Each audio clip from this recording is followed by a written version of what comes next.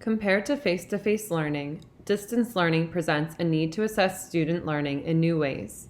The purpose of this video is to share the online assessment tools that our district currently has so that teachers can consider which tools might best serve their assessment needs. There are tons of online assessment options. So first we'll take a look at formative assessments. Some of the main things to consider as you decide how to formatively assess students is how instruction is being delivered.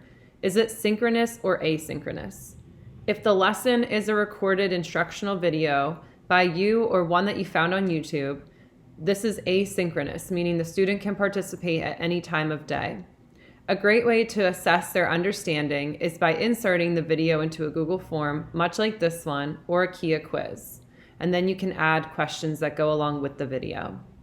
If you are conducting a synchronous lesson, for example, via Blackboard Collaborate Ultra, you might use the chat feature to ask questions or their poll feature to see what the whole class thinks. Other formative assessment methods include Poll Everywhere surveys, which are a free online web tool, sharing Google Docs in small groups with the teacher or individually with the teacher, and email.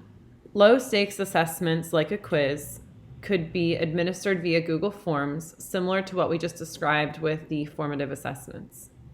The test tool on Blackboard works really similarly to Kia and allows teachers to password protect their quizzes, set timers for the duration of the quiz, so you could set it to a 15-minute time limit, and you can differentiate this time limit by students who need extended time.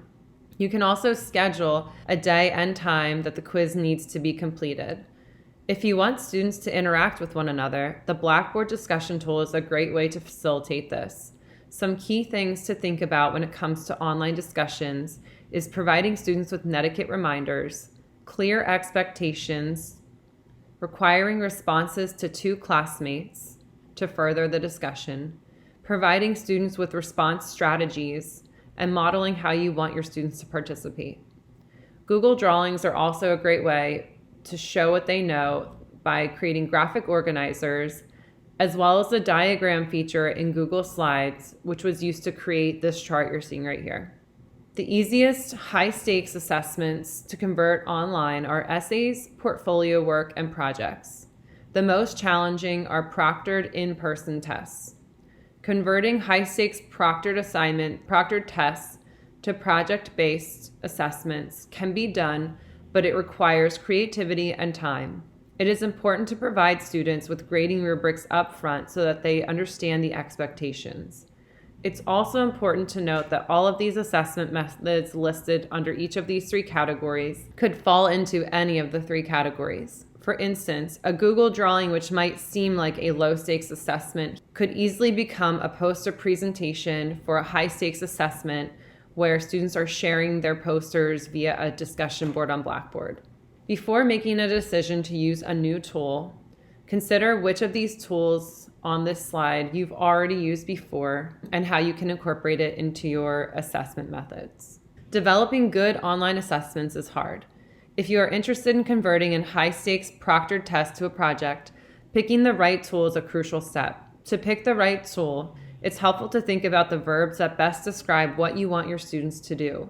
Choosing verbs that require students to analyze and use knowledge can enhance project-based assessments and produce authentic student work.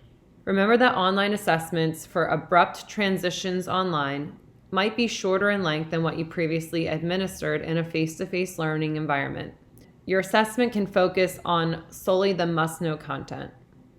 This could also be an opportunity for you to try replacing an in-person proctored test with a project-based assessment. Finally, remember to work smarter and not harder. Work together with your PLCs and co-teachers to make assessments that can be shared and used by others.